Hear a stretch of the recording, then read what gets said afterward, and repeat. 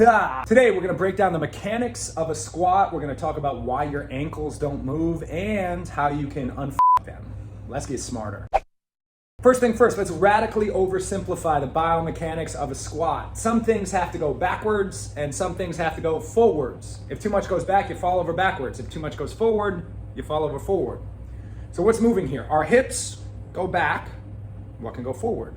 Well, either your knees contract forward or your torso and your thorax contract forward. Now, if your hips go back and only your torso and thorax go forward, we call that a hinge or a deadlift. I want to be clear here. That's a lovely pattern, and it's an incredibly strong pattern, but it's not a squat. Too many people are turning their squats into deadlifts. Let's make our squats squatty and our hinges hingy. I believe that's a Pat Davidson quote. Make your squats more squatty. So with the squat, our knees go forward. We need to allow our knees to go forward so we can keep our torso upright and our spine as vertical as possible. Here's the problem. Most people lack the dorsiflexion to do this. A reminder, dorsiflexion is toes up, plantar flexion is toes down, pointy toes. So we lack dorsiflexion because we don't put our ankles through a full range of motion on a regular basis. We don't use our ankles much at all. And we put them in ankle coffins called shoes that further prevent their movement. Now, I'm not a barefoot warrior guy who only believes in swinging a weighted club in the gym. Those guys are weak and lonely. But I want my joints to move, which means we need to remobilize our ankles. How do we do this? We're going to talk about that. But first, a cheat code. Elevating your heels with a wedge is a quick hack.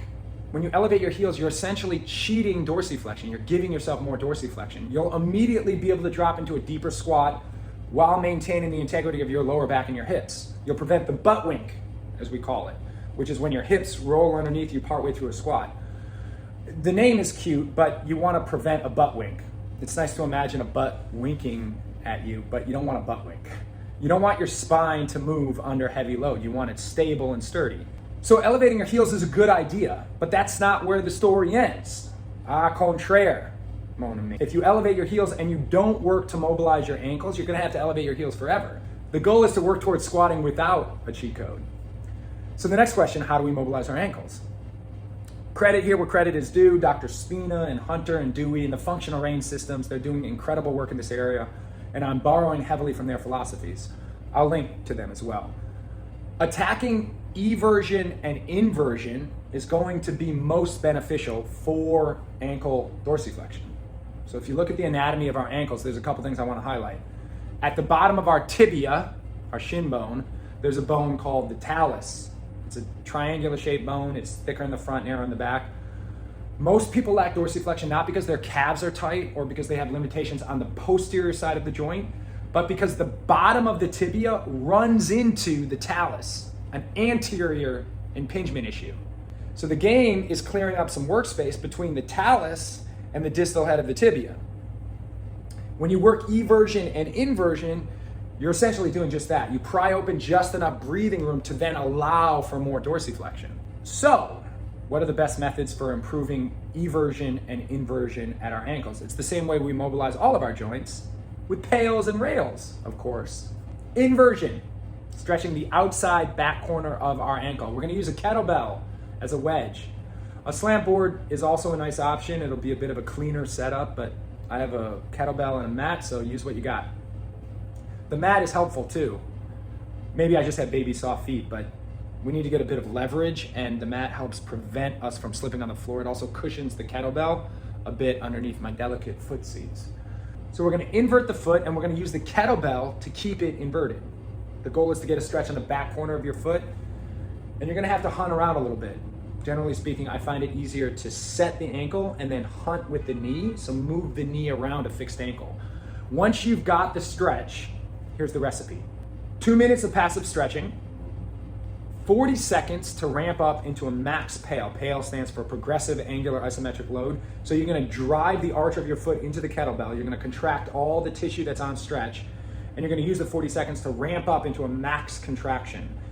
Immediately, then you're going to switch into a rail, regressive angular isometric load, where nothing's going to move, or it's not going to move much, but you're going to try to take the arch of your foot off the kettlebell, essentially pulling yourself into more inversion. 20 seconds to immediately hit and hold a max rail, and then you can do another passive stretch on the back side of the rail. So the entire set takes 5 minutes per ankle, and eventually you can work your way into multiple sets. Same story for eversion. This time you're trying to find a stretch on the inside corner of your ankle. And again, you'll have to search around a bit. Maybe bend your knee, straighten your knee. Everyone's gonna be a bit different. The real trick is doing it. Do it while you watch TV, Netflix and Mobilize. One final tip, before you get into ankle mobilization, I suggest testing your dorsiflexion by taking your shoes off and measuring how many inches from the wall your toes are when you're in range. Make sure you keep your heel on the ground. If your heel comes off the ground, you're no longer measuring dorsiflexion. Major take-homes. If you want an excellent squat, you probably need to work on your ankle mobility. The best way to do that is to attack eversion and inversion, which will improve your dorsiflexion and ultimately make a significant difference with your squats. I hope that's helpful. Don't forget to subscribe, hit the notification bell so you know when we're learning. Thanks for getting better.